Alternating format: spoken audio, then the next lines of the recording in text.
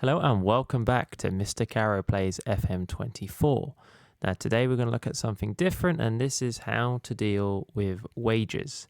And when I say wages, I mean more specifically contracts that are coming up and coming to expiry, if you like, and also how we look at kind of the current spend of wages and see how we can manage our finances in relation to that. Now, in order for us to get there, no surprise perhaps, we're going to go down to finances. And we're going to look at the wages section. As you can see, there is a whole host of different areas you can look at. But for this, we're going to look at wages, and we're going to start in summary. Now, with my team, you can see that there's not necessarily, we don't have the biggest wage. In fact, we're very low compared to everyone else in our league. My Hanya team only spend $27,000 the entire per week, if you like.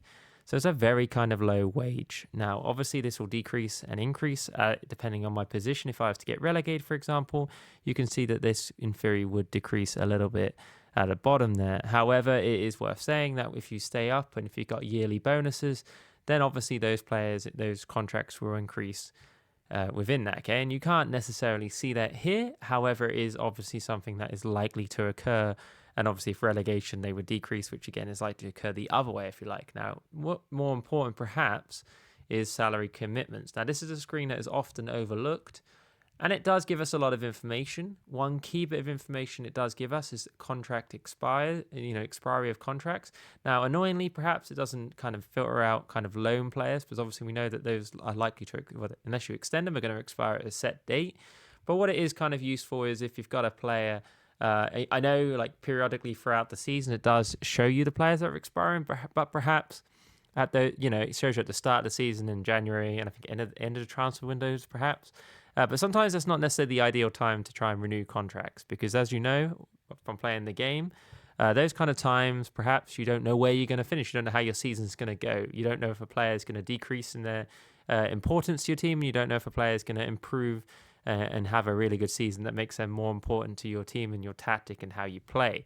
So what I would always look at in here, obviously we're in 2025, so played a couple of seasons, and then I'm looking at expiry. So I always filter that bar there, and then I'm kind of looking at the contracts that are coming up in there. Now you can see there are quite a few of my team, but like I said, some of these are loan players. Like if you look at this guy down here, he is a loan player, so he is naturally going to expire in that period of time. So it's not something you can take into account in there. However, it is interesting. And you can see I've got quite a lot of loan players to bulk up my team, not necessarily players who play regularly, but players in that kind of ethos, if you like, or kind of idea. So they don't necessarily include. And then you can also see that there are some players who are going to expire. And obviously, if they're expiring in there, you look at the value of those players, the transfer value, look at, am I paying them for their importance in the team? So you got someone over here who's on 2,300.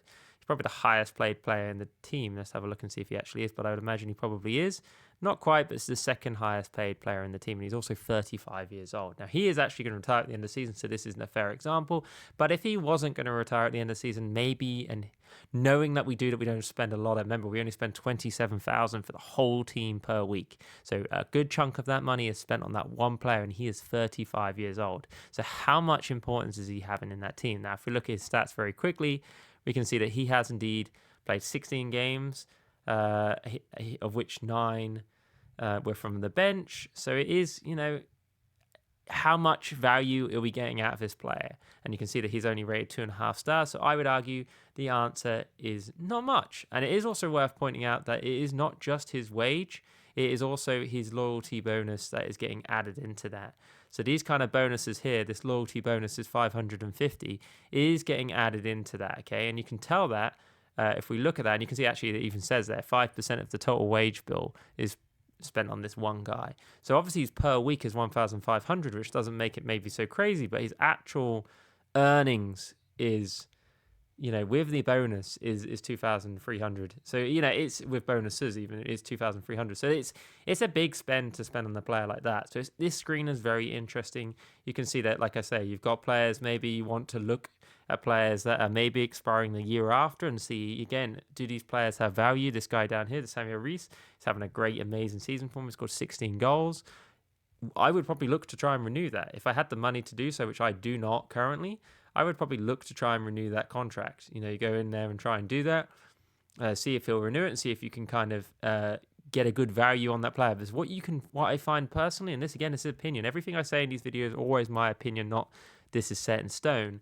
But if I've got a player who's got a lot of importance in the team, and I notice this early enough, you can renew these contracts at a much better price than you would be able to if you kind of let that go to that kind of late stage. So it is worth looking into that, trying to look and see, can I renew this player, get him on better wages, but not as extremely high as he would do at the earliest stage as possible, because you may have to renew his contract again, for example. But is it better to renew it, say, if he's on £1,000 a week, and you can get him for 1,500?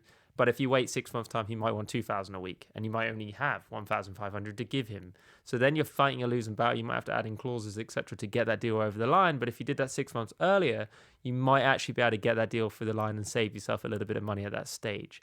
So that's basically the video that we're putting out today. Like I say, it's really just kind of using this kind of facts and this kind of information that's been given to you and using it for your advantage. Like I say, the one thing we didn't mention is looking at transfer value on there. For players got good value, like this guy, his contract runs out at the end of the season, but if he had good value in there, that's a set value that I tried to sell him at earlier in. It didn't work out. But if you've got some players in the value who are definitely coming up, this guy down here, for example, if he was our player and not on loan, maybe look to sell him because he might not be good enough to keep. So, that's an idea there as well. Maybe use this screen to try and judge who has some value, residual value, to try and sell before their contracts expire. If you like this video, please give a like and subscribe. Hit that notification for more button, for see these videos when they appear first. Thank you and goodbye.